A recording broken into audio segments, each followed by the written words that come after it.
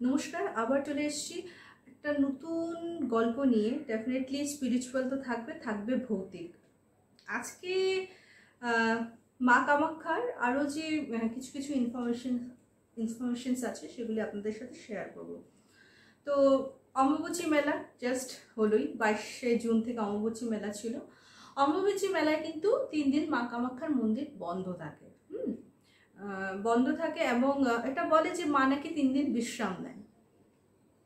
আর অম্বুবাচী মেলার সময় নানা পৃথিবীর থেকে, নানা ভারতবর্ষ তো আছে, পৃথিবীর থেকে মানুষ কিন্তু মা কামাখ্যার সেই পাহাড়ে মানে যায় আর কি। তো যেহেতু মার মন্দির বন্ধ থাকে, বাট এটা বলে যে ডিউরিং অম্বুবাচীতে যদি আমরা মার দরবারে যাই, মেবি দর্শনেও না হয়, সেটাও নাকি অনেক পুণ্যের। ঠিক আছে, যদিও আমি একবারই গেছি অ্যান্ড প্রচুর ভিড়, মানে দাঁড়িয়ে থাকলে লোক ধাক্কা দিয়ে আর কি নিয়ে যাবে আগে। তো একবারই গেছিলাম, তো এক্সপিরিয়েন্সটা অন্যরকম ছিল। নানা রকম সাধু সন্ন্যাসীদের দেখা পাওয়া যায় ওখানে। এটা বলা হয় যে ওদেরকে দেখলেও নাকি পুণ্য অর্জন হয়। আর যেহেতু ওই স্পেশাল 3টা দিন মার পুরো পবিত্র ধাম নাকি আরও বেশি পুণ্য ফল দেয় ভক্তগণকে। সো এই গেল অম্বুবাচী। অম্বুবাচীতে কিছু কিছু রিচুয়ালস আছে, যেমন আমি যেহেতু আসামের, আমরা যেটা মানতাম হলো যেমন দেবী মূর্তি, সেটা শক্তি মূর্তি, যেমন মা কালী, দেন কামাখ্যা, মা দুর্গা, যারা শক্তির প্রতীক, ওই মূর্তিগুলিকে কিন্তু আমরা ঢেকে রাখি। ঠিক আছে, অ্যান্ড আফটার 3 days আমরা সেটাকে উঠিয়ে নিই আর কি। তারপর যেমন আমার মা বলতো মাটি খোঁড়া যায় না, বিকজ ধরনে যাতে আঘাত না পায়, অ্যান্ড এরকম কিছু কিছু রিচুয়ালস আছে। সো সেটা এখন আমি মেনে চলি। আরেকটা কথা বলে দিচ্ছি, আরেকটা কথা হলো যে কামাখ্যায় যে সৌভাগ্যকুণ্ডের জলটা নাকি সারা পৃথিবীর যে পূর্ণ জল সেটার সমাহার। মানে ওই সৌভাগ্যকুণ্ডর জল যদি একটু ছেটা পড়ে যায়, মানে সব মানে যত মানে জলের মানে পজিটিভিটি সেটা তোমাদের মধ্যে চলে আসে, এটা মান্যতা আছে আর কি। তো এই গেল কামাখ্যা পাহাড়ের এই স্টোরিটা। কিন্তু কামাখ্যা পাহাড়ে আরও অনেক স্টোরি আছে। সেটা হলো যেমন 10 মহাবিদ্যার মন্দিরও কিন্তু কামাখ্যা পাহাড়ে আছে। 10 মহাবিদ্যা বলতে যেমন কালী, তারা, ত্রিপুরা সুন্দরী, ভুবনেশ্বরী, ভৈরবী, ছিন্নমস্তা, ধূমাবতী, মঙ্গলামুখী, মাতঙ্গিনী এবং কমলা। মা কমলা কিন্তু লক্ষ্মীর তন্ত্ররূপ। ঠিক আছে, মা কমলা যেটাকে বলা হয় আর কি। আর এখন যে বর্তমান মন্দিরটা সেটা কিন্তু বানিয়েছিলেন নরনারায়ণ, যার অভিশাপ আর কি, মার অভিশাপ যার উপর ছিল আর কি, যার জন্য আর কি সারা বংশ সেই অভিশাপের সম্মুখীন আর কি। মন্দিরের গর্ভগৃহে কিন্তু একটি গুহা আছে, যা দেবদেবীর মূর্তি বা কোনো চিত্র নেই, কিন্তু সেখানে শুধু একটি শিলা আছে। আর অম্বুবাচী মেলার কথা তো বললামই, সেটা আর কি সত্যি খুব বড় একটা ফেস্টিভ্যাল গুয়াহাটি আমরা যারা থাকি আর কি। তো এই গেল মা কামাখ্যার কিছু কিছু ইনফরমেশন। আর আরও কিছু কিছু ছোট ইনফরমেশন আছে। আর নেক্সট এপিসোডে আমি মা কামাখ্যার ইনফরমেশনের সঙ্গে বশিষ্ঠ মুনির আশ্রম, যেটা গৌহাটিতেই অবস্থিত, সেই নিয়ে কিছু বলবো। ঠিক আছে, তো আজকে গেল স্পিরিচুয়াল, এখানেই শেষ করছি। এখন চলে যাচ্ছি ভৌতিক। আজকে স্টোরিটা পাঠিয়েছে, আমাকে পাঠিয়েছে গৌহাটি থেকে সুদীপ্তা চক্রবর্তী। তো থ্যাংক ইউ সুদীপ্তা চক্রবর্তী আমাকে এত একটা সুন্দর স্টোরি পাঠানোর জন্য। স্টোরিটা কিন্তু সুদীপ্তা চক্রবর্তীকে নিয়ে। ঠিক আছে, তো একটু ইন্ট্রোডাকশন দিয়ে নিই। সুদীপ্তা চক্রবর্তী হলো আসামের একটা রিনাউন্ড সিঙ্গার, খুব মানে মোটামুটি আসামে ওকে সিঙ্গার বলে সবাই চেনে। তো রিনাউন্ড সিঙ্গার বলা যায়। ভয়েস অফ আসামেও ও 2nd রানার আপ ছিল, অ্যান্ড মেয়েদের মধ্যে 1st রানার আপ ছিল। ও বেঙ্গলি বয়েসের টিচারের মেয়ে। যেহেতু নাম মেনশন করতে কোনো প্রবলেম নেই, তাই আমি নাম মেনশনটা করছি। সো বেঙ্গলি বয়েজ স্কুলের ইংলিশ টিচারের মেয়ে, সিঙ্গেল চাইল্ড ছিল, অ্যান্ড ওর আরেকটা পরিচয় হলো পাঞ্জাব ন্যাশনাল ব্যাংকে কিন্তু কর্মরত। ঠিক আছে, ঘটনাটা আজ থেকে অনেক বছর আগে, যখন সুদীপ্তা নতুন চাকরি পায়, মাত্র 6 মাস হয়েছে চাকরি পাওয়ার। তো 6 মাস হয়েছে চাকরি পাওয়ার, তো গুয়াহাটিতেই ছিল পোস্টিং, ওর মা বাবার কাছে গুয়াহাটিতেই থাকতো। তখন 6 মাস পরে কি করে, ওদের ব্রাঞ্চ, এখানে যে ব্রাঞ্চে ও কাজ করতো, 3টা মেয়েকে মুড়িগাঁও ব্রাঞ্চে শিফট করে দেয়। মুড়িগাঁও ডিস্ট্রিক্টে কিন্তু মায়াংটা পড়ছে। ঠিক আছে, তো মুড়িগাঁওয়ে শিফট করে দেয়।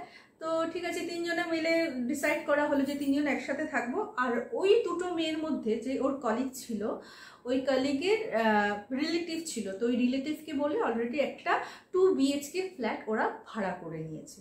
তো সুদীপ্তা টেনশন ফ্রি, কলিগ তো হেল্প করেই দিয়েছে। আর 3 জন যখন একসাথেই থাকবে, তো ওরা বলে ঠিক আছে ফাইন। তো যেদিন আর কি সুদীপ্তারা সেই মুড়িগাঁও যায় তখন কিন্তু ওর বাবা ওকে ছাড়তে যায়।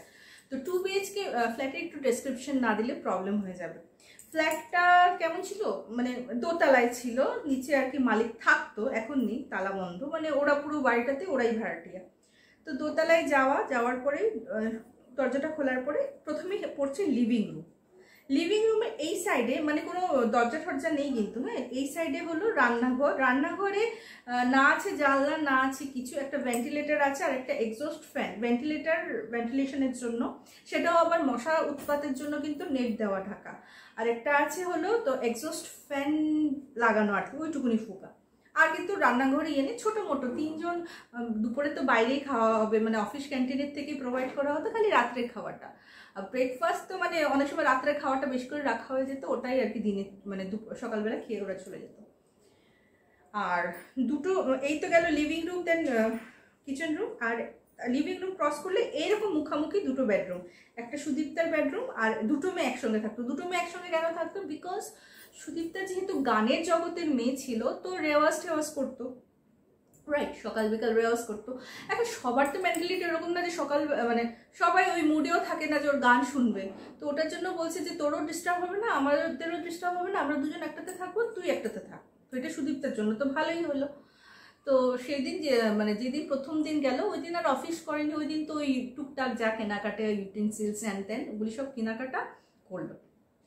সুদীপ্তার বাবা কিন্তু ওই দিন ছিল, ওনার কথা ছিল যে দুদিন থেকে পরের দিন ধরো ওরা ধরো সানডে গেছে, সানডে মানডে থেকে মঙ্গলবার দিন সকালে স্যার চলে আসবেন। তো সোমবার দিন সকালে যখন সুদীপ্তা যায় তখন মানে অফিসে একটা এসছে যে ও সুদীপ্তাকে 3 দিনের জন্য গুয়াহাটি অফিসে কিন্তু করতে যেতে হবে, ট্রেনিং নিতে একটা যেতে হবে, যেহেতু নতুন জাস্ট 6 মাসই হয়েছে। আর সুদীপ্তা আসার পরে ওর যে বাকি 2টা কলিগ আছে এক এক করে ওরাও যাবে, মানে সুদীপ্তা আসলে সেকেন্ড জন যাবে, ওর 3 দিন শেষ হলে ও আসবে, তারপর আবার থার্ড জন যাবে, এরকম আর কি রোটেশন ওয়াইজ। তো প্রথমে সুদীপ্তার পড়েছে। তো সুদীপ্তার সঙ্গে সঙ্গে তখন না ছোট ছোট কিপ্যাডওয়ালা মোবাইল ছিল, ওই নোকিয়া 1100 ব্ল্যাক অ্যান্ড হোয়াইট যে কিপ্যাডওয়ালা, ওগুলি। ওর বাবার কাছেও মোবাইল ছিল, ওর কাছেও মোবাইল ছিল। তো বাবাকে ফোন করে বলে, বাবা একটা কাজ করি, আমার তো এরকম 3 দিনের জন্য যেতেই হবে, আজকে বিকেলে চলে যাব, আজকে বিকালে ওখানে উইঙ্গার চলে গুয়াহাটি টু মুড়িগাঁও, তো মাকে সারপ্রাইজ দিবে। তো এই ভেবে আর কি ওই দিন বিকালবেলা, যেদিন ওর বাবার যাওয়ার কথা ছিল কিন্তু মঙ্গলবার দিন সকালে, যেহেতু সুদীপ্তারও যেতে হবে আর মঙ্গলবার দিন সকাল থেকে ও ট্রেনিংটা শুরু হবে, ওরা সোমবার দিন বিকেলবেলায় চলে আসে। তো গুয়াহাটির থেকে মুড়িগাঁও হার্ডলি কত 2-2.5 ঘন্টা ডিস্টেন্স আর কি, বেশি ডিস্টেন্স নয়। তো ওই দিন চলে এসছে। ওই দিন কিন্তু ওই 2টা মেয়ে একা ছিল, ঠিক আছে। তো সোমবার দিন রাত্রে সুদীপ্তারা চলে এসছে গুয়াহাটি, আর ওই 2টো মেয়ে একা ছিল। ওরা ডিনার ফিনার করে একটা ছোট্ট টিভি কেনা ছিল, যেহেতু কিছু তো একটা লাগে না এন্টারটেনমেন্টের জন্য, তখন তার মোবাইলে এত সব ছিল না। তো ও টিভি দেখছে, ওরা টিভি দেখতে দেখতে হঠাৎ ওদের কানের সামনে মনে হচ্ছে কি ওদের যে কিচেন রুমটা আছে না, ওখানে কেউ কাজ করছে, যেমন ইউটেন্সিলসে বাসন মাজলে বা রান্না করলে যেমন একটা টুকটাক আওয়াজ করলো, বা আমরা যে বাসনপত্র রাখি একটা আওয়াজ হয়, তো ওরকম আওয়াজ আসছে। তো ও একজন আরেকজনের মুখের দিকে তাকালো, তো বলছে এটা কি হচ্ছে? তো বলছে না না ইগনোর কর, হ্যাঁ ইগনোর কর, কিছু না, এগুলি হয়তো আমাদের এমনি হয়তো আশেপাশে অনেক বাড়ি তো আছে, বাট অনেক বাড়ি থাকলেও যে বাড়িগুলির একটু মানে মুড়িগাঁও তো একটু মফস্বল সব এলাকা আর কি, এত বেশি ক্লোজও না যে একবারই মানে এক ফ্ল্যাটের কাজ করলে তোমার কানে এমনভাবে প্রমিনেন্টভাবে আসবে। তো ওরা আর কি একটা জাস্টিফিকেশন দেওয়ার চেষ্টা করছিল। তো ওই দিন গেল, ঠিক আছে ফাইন। পরের দিন সকালে ওরা কাজ মানে ঠিক করলো, অফিস করে আবার আসলো, আবার বিকেলবেলা এসে করলো, মানে খাওয়া দাওয়া করে আবার বসছে, আবার মানে রাত্রেবেলায় জিনিসটা হয়, আবার মনে হচ্ছে ইউটেনসিলস আর সেদিন আরও বেশি কি শুনেছে মনে হচ্ছে ফিল্টার খুলে, আগের দিনে যে ফিল্টার খুললে এরকম করে জল পড়তো, ফিল্টার খুলে জল পড়ার আওয়াজটা, জল যেমন কেউ খাচ্ছে, ওই সাউন্ডসগুলি ওরা পেতে থাকলো। এবার ওরা ভয় পেয়েছে, ভয় পেয়ে না বলছে এই চল বাদ দে, আর এখানে থেকে লাভ নেই, চল আমাদের বেডরুমে চল ঘুমিয়ে থাকি। গেছে গিয়ে মানে ওরা ঘুমিয়ে গেছে, কিন্তু ওদের রুমে কিন্তু কোনো রকম সাউন্ড হতো না, ওরা কিন্তু লিভিং রুমেই সাউন্ডটা পেত। তো এরকম করে 3টা রাত্র কেটেছে, কিন্তু ওরা 2টা ডিসাইড করেছে সুদীপ্তাকে এ ব্যাপারে বলা যাবে না, বিকজ ও হয়তো ভয় পাবে। আর এটাও হতে পারে যে ওরা এটাও ভাবছে যে হয়তো দুজনের ভুল, কিছু ওরকম কিছু না, কারণ জেনারেলি আজকালকার কি হয়, পড়াশোনা বেশি শিখে গেলে এইসব জেনারেলি আমরা বিশ্বাস করতে চাই না, তাই তো। আর এটা কিন্তু সবার মধ্যে এই প্রবণতাটা আছে, যতক্ষণ না আনটিল আনলেস আমাদের সঙ্গে জিনিসটা হচ্ছে আমরা কিন্তু বিশ্বাস করতে চাই না, তাই তো? তো সেভ উইথ দ্যাম, ওদের সঙ্গে ওরকম হলো। তো ওরা কিন্তু সুদীপ্তাকে বলেনি। তো 3 দিনের পর সুদীপ্তা আসে, এবার কিন্তু ও একা আসছে, ওর মা বাবা আসেনি। তো সুদীপ্তা আসছে, আসার পরে ইয়েকে মানে ওর বন্ধুটা তখন চলে গেছে, একটা মেয়ে রয়েছে, একটা মেয়ে ট্রেনিংয়ের জন্য 3 দিনের জন্য কিন্তু চলে গেছে। সুদীপ্তা ওদের যেহেতু ফ্ল্যাট দুটো আলাদা আলাদা, মানে সুদীপ্তার ফ্ল্যাটে তালা মেরে চাবিটা সুদীপ্তার কাছে থাকতো, আর ওই রুমে যেহেতু দুটো মেয়ে থাকতো, দুটো চাবি থাকতো, মানে একটা চাবি একটা মেয়ের কাছে, আরেকটা মেয়ের কাছে আরেকটা চাবি। তো সিকিউরিটি পারপাসেই ছিল, যার যার রুম, একটা সবারই তো একটা প্রাইভেট একটা স্পেস থাকে। তো সুদীপ্তা যখন দরজা খুলে খুললো না, দরজাটা খুললো, দেখলো কি ওর বিছানার মধ্যে মাছের কাঁটা, গাজরের চোকলা ফোকলা সব, অথচ ওর যে একটা খালি ওই রুমে একটা ভেন্টিলেটর ছিল যেটা নেট লাগানো, ঠিক আছে, মানে পাখি তো দূর, মানে কোনো মশাও আসতে পারবে না, পুরো বাইরের থেকে যে নেটগুলি লাগানো থাকে ওরকম। আর দরজা মানে একটা জানলা ছিল, জানলাটা এরকম স্লাইডিং দরজা, বাট ওটাও পুরোপুরি নেটে কভার করা, সো দ্যাট মশা না আসতে পারে। ওইখান থেকে কোনো কিছু আসা পসিবল না।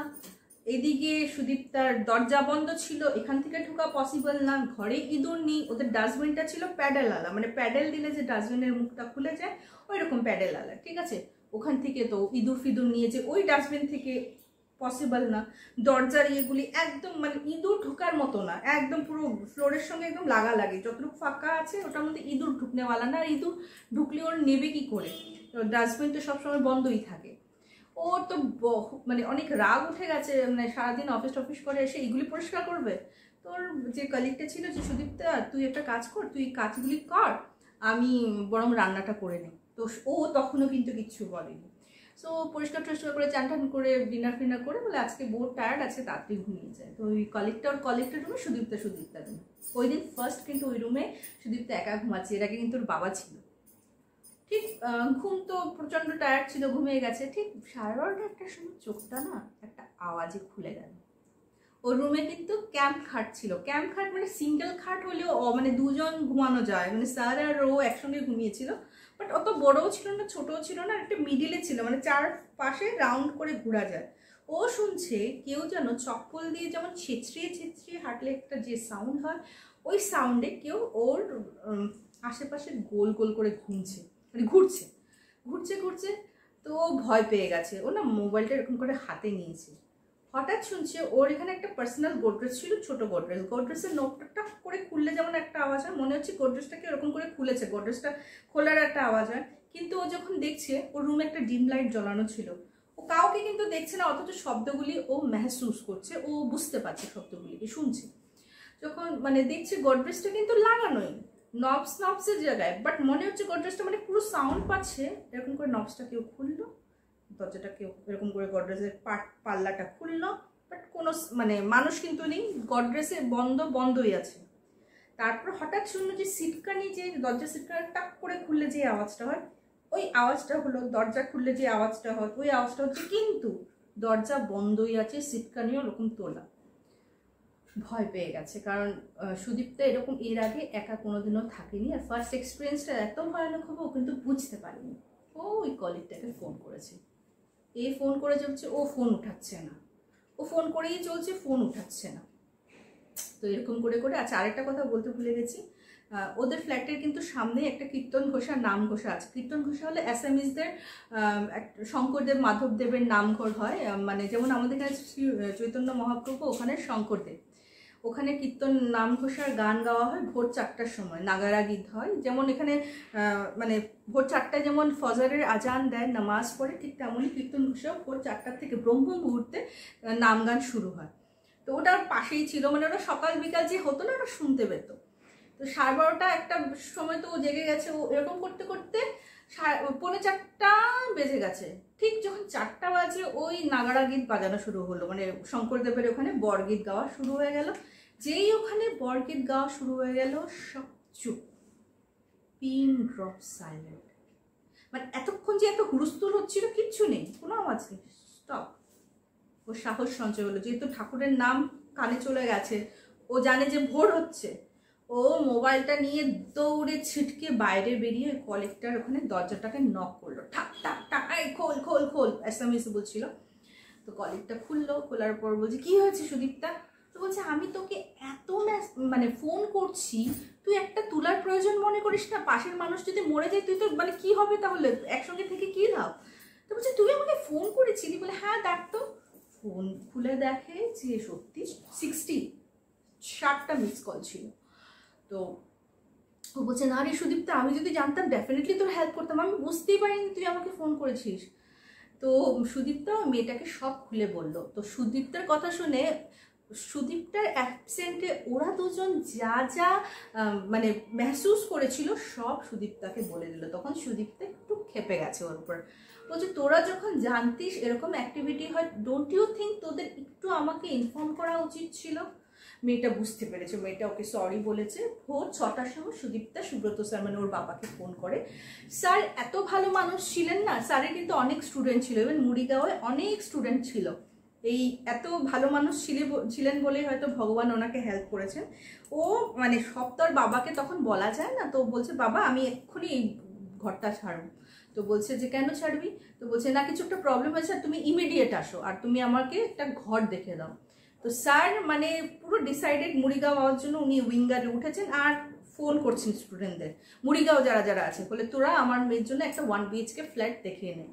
And by the grace of God ওনার স্টুডেন্টেরই একটা 1 BHK ফ্ল্যাট ওনার রেন্টে দেয় খালি ছিল। তো বলছে স্যার আপনার মেয়ে যখন আমারাই তো রেন্ট দিই, আমার এখানে থাকবে।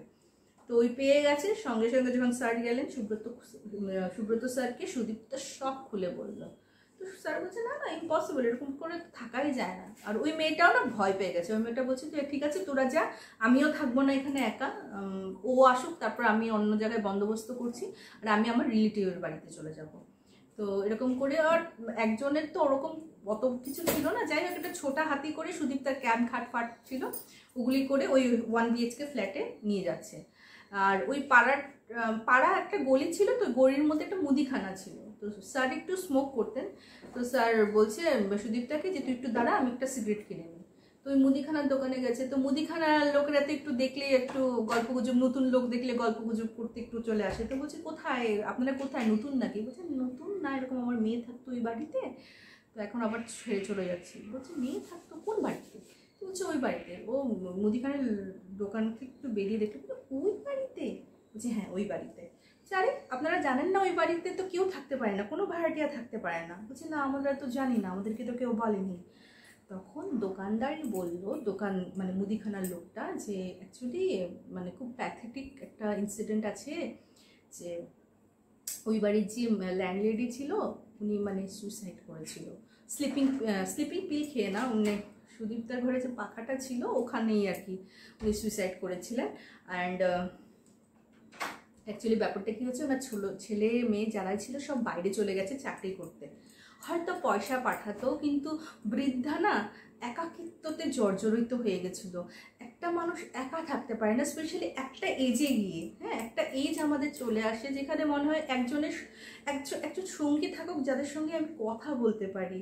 হ্যাঁ অনেকে আছেন দেখবেন যে যারা বৃদ্ধ মানে যারা মানে বয়স্ক, ওরা কিন্তু টিভি চালিয়ে রেখে দেয় কেন, যাতে মনে হয় যে কেউ ওনার সঙ্গে কথা বলছে। কারণ বৃদ্ধ এমন একটা অবস্থা না, নিঃসঙ্গতাটা খুব বেশি মানে খারাপ লাগে, খুব বেশি একটা করে। তখন ওই বৃদ্ধা এসব সহ্য না করতে পারে, ওইখানে মানে সুদীপ্তা যেই রুমে ঘুমাতো ওই রুমেই উপরে আর কি পাখার মধ্যে উনি করেছেন। আর তারপর থেকে কিন্তু উনি ওনার রোজকার কাজ আফটার দ্যাট অলসো ওই বাড়িতে করতেন। অ্যান্ড দ্যাটস ওয়াই কোনো ভাড়াটিয়া থাকতে পারতেন না। যাই হোক খুবই দুঃখের একটা ছিল, গল্প ছিল। তো আজকে এখানেই শেষ করছি। দেখেছো সুদীপ্তা কত সুন্দর একটা গল্প পাঠিয়েছে, তোমাদের সঙ্গে শেয়ার করলাম। তোমরাও নিজের কোনো এক্সপিরিয়েন্স থাকলে, এরকম কোনো কিছু যদি নট অনলি এক্সপিরিয়েন্স, যদি কোনো কিছু লেখাও থাকে, যদি শোনা কারোর এক্সপিরিয়েন্স থাকে, তোমরা কিন্তু আমাকে পাঠাতে পারো। কোথায় পাঠাবে? ফেসবুক পেজ বা ফেসবুক গ্রুপ আছে কথায় গল্প, সেখানে তোমরা জয়েন হয়ে যাও। ইনবক্সে আমাকে তোমাদের স্টোরি পাঠাতেই পারো, না হলে কথায় গল্প @gmail.com-এও তোমাদের মেইল করে তোমাদের স্টোরি পাঠাতে পারো। আর তোমাদের এই গল্পগুলো যদি ভালো লাগে সঙ্গে সঙ্গে সাবস্ক্রাইব লাইক করতে হবে। তো আজকে আসছি, till then bye bye, see you soon.